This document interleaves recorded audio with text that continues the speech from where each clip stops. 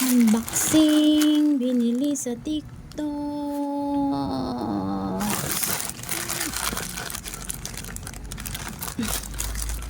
What is this?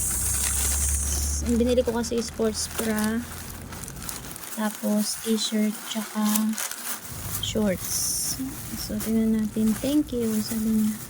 Thank you, thank you. Thank you very very much. So yan, ito yung sports bra. Gamit ko na ito sa Wednesday. Tapos itong isa t-shirt.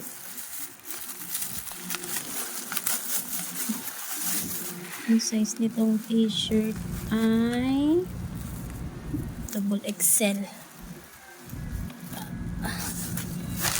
Tapos yung last is yung ito, tama, number 24.